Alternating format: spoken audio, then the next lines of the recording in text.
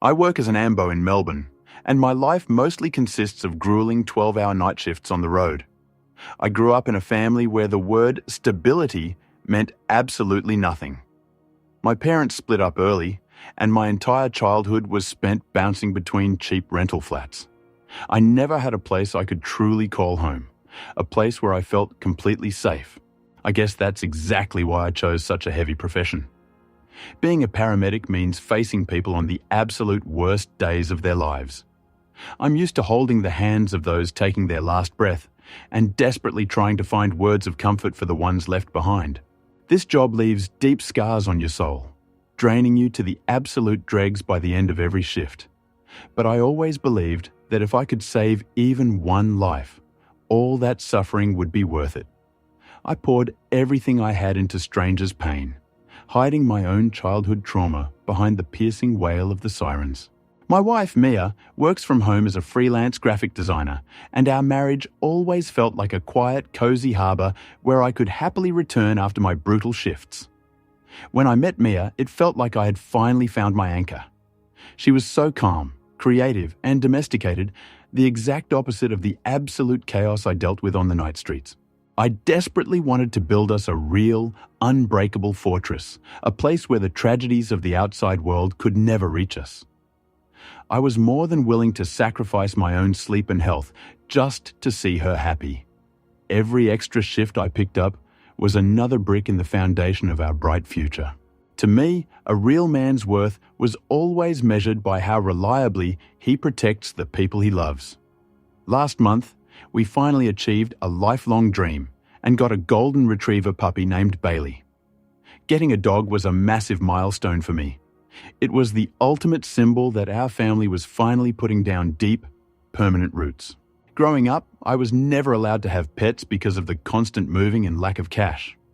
So to me, Bailey wasn't just a dog, he was that missing piece of a happy childhood I never got to experience.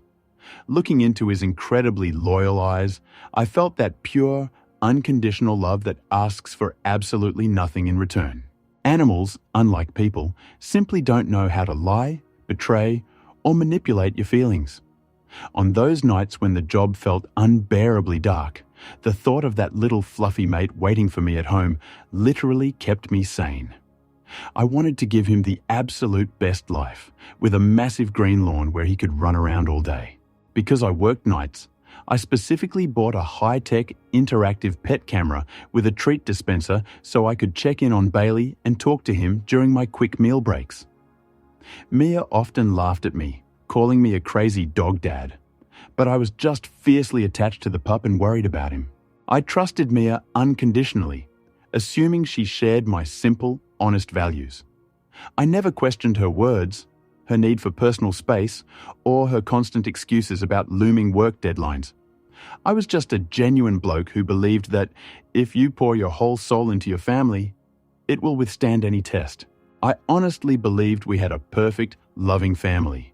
And I even started picking up extra overtime just to save up faster for our own place with a massive backyard for our boy. On one rainy Friday night, I was sitting in the back of the ambulance between emergency call-outs, trying to warm up with a cheap coffee. An hour earlier, I had called Mia just to say goodnight.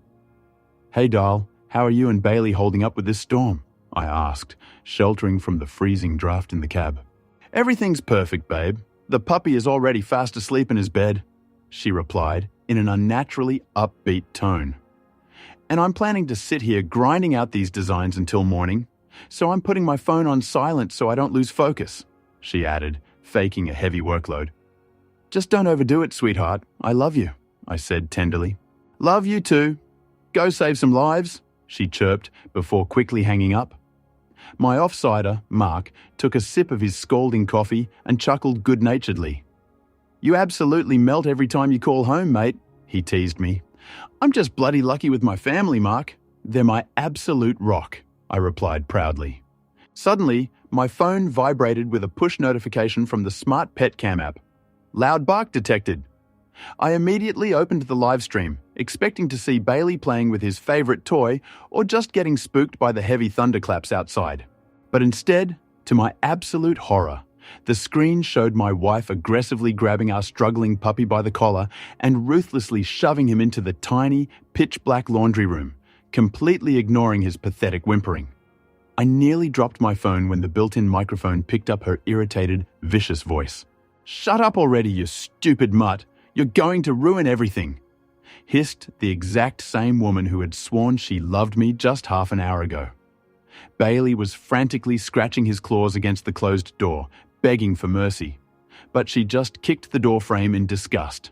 I didn't even have time to process her cruelty or figure out the reason behind this psycho behavior before the front door to the living room swung open. A minute later, a tall bloke I'd never seen before walked into the frame, handed Mia a bottle of expensive wine, and passionately kissed her right there on our couch. The camera's microphone flawlessly broadcasted every single disgusting word they said straight into my earphones. "Is your loser husband definitely not coming back till morning?" this bastard asked smugly, possessively stroking her thigh. "Oh, don't worry, he's way too busy scooping drunks off the streets right now," Mia laughed, pouring the wine into our wedding glasses. "What about that mutt he dragged into the house?" The stranger cringed, hearing the muffled whining coming from the laundry. "I locked that flea-bitten furball in the dark room. He definitely won't bother us." She waved it off with terrifying, sadistic indifference. "You're an absolute devil," the bloke chuckled, pulling her in for another kiss. I sat there with my mouth wide open, feeling reality ripped to shreds with every sound they made. My partner noticed all the colour drain from my face and worriedly touched my shoulder. "Mate, you look like you've seen a ghost. What's happened?" he asked anxiously, glancing at the darkened screen of my phone.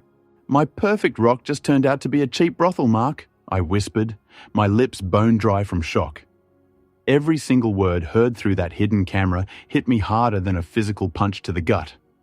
My hand involuntarily clenched into a fist, ready to smash the phone to pieces over the realization of this monstrous hypocrisy. Instead of a loving wife, the screen showed a complete stranger, a cruel, cynical monster. My blood was literally boiling, and my heart was hammering so hard it became difficult to draw a breath. I stared at the small smartphone screen, trembling with a primal, overwhelming rage that flooded my entire being. It wasn't just because my wife was brazenly cheating on me in our own home, but because she had heartlessly locked our terrified puppy in pitch darkness just so no one would interrupt her hooking up with another bloke.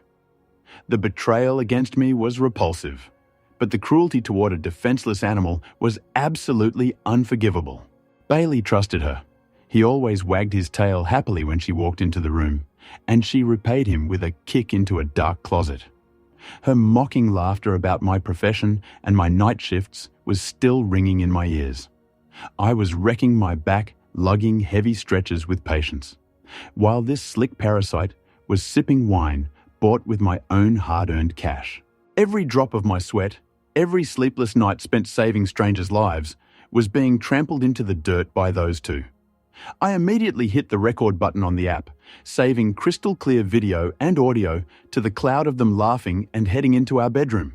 I watched the file upload to the server, fully aware that this footage would be my ultimate weapon in the upcoming war. This recording would permanently obliterate her holy, perfect wife image that she so carefully maintained in front of her parents. I abruptly turned off the screen because I physically couldn't stomach watching them embrace for another second. I told my partner I had an extreme family emergency, and we quickly headed back to the station. Mark didn't ask any questions. He flicked on the sirens, and our ambulance roared through the rain-soaked streets back to base. The whole way back, I stared out the window at the blurred streetlights, feeling the kind, naive bloke I was just an hour ago dying inside me. He was replaced by an absolutely ruthless, hollowed-out man whose reason for living had just been ripped away. Arriving at the depot, I silently chucked my work radio keys into my locker, jumped into my personal car, and floored it home. The night city flashed by the windows, the wipers frantically swiping sheets of water off the windshield, and my foot reflexively buried the accelerator into the floorboard. I had zero fear of crashing.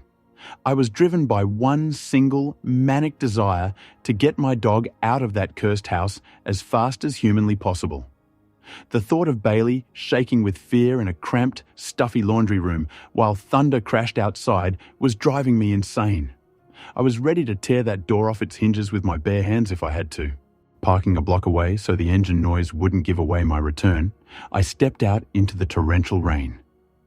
The freezing water instantly soaked through my uniform, but the biting cold only helped keep my mind crystal clear. I didn't call her, I didn't scream into the phone, and I didn't send any hysterical texts. I knew perfectly well that any loud confrontation over the phone would just give them time to get dressed and cook up a bunch of pathetic, ridiculous excuses. They didn't deserve the slightest chance to defend themselves, lie, or explain. Approaching the porch, I listened to the silence of the sleeping house, which was now ruled by filth and betrayal. My hands didn't shake as I slid the key into the lock, turning it with maximum, terrifying caution. I let the ice-cold, calculating fury guide me as I quietly opened the front door and headed straight for the laundry to rescue my dog first. In the dim hallway, I could clearly hear muffled moans coming from our bedroom, making bile rise in my throat. I forced myself to ignore those sickening sounds and moved silently to the locked laundry door. Carefully unlatching the bolt, I dropped to my knees in front of the dark doorway. A tiny golden furball immediately launched itself at my chest with a quiet squeak, burying his wet nose into my soaked jacket. Bailey was trembling violently, clinging to me so hard it was like I was his only salvation in this absolute nightmare. I held the puppy tight, stroking his soft fur, and felt every single emotional tie to my wife permanently snap in that exact moment.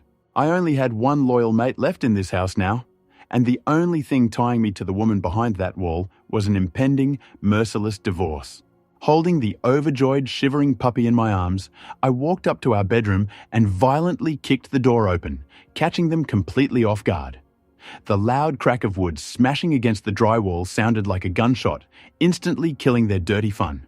I stood in the doorway, in my completely soaked paramedic uniform, freezing water dripping onto the expensive carpet, looking at them with undisguised disgust. While her lover frantically scrambled around the room in a blind panic looking for his scattered clothes, Mia sat on the bed pale and speechless, vainly trying to pull the duvet right up to her chin. Her eyes were massive with sheer terror, and she was gasping for air like a fish out of water, unable to form a single coherent word. The lover, tripping over his own pants, nearly face-planted on the floor, mumbling some pathetic apologies about supposedly not knowing I even existed. "Shut your mouth and get dressed before I remember how to use a defib off label," I snapped in an ice-cold tone that made the bloke shake even harder. I shifted my gaze to my wife, who had finally found her voice and started sobbing hysterically, begging me to listen to her pathetic excuses. "Babe, it's a horrible mistake. I can explain everything, I swear," she stuttered, smearing running mascara all over her face. But I didn't need her explanations. The camera's built-in microphone had already told me everything I needed to know about how she truly felt about me. I stated in an absolutely dead-level voice that she had exactly 10 minutes to pack her bags and get the hell out of my house, or I would instantly hit send on the video of her cheating to her strict parents and all our mutual friends. For good measure, I pulled out my phone and showed her the screen, hovering right over the send button on the file containing her cynical jokes about my job.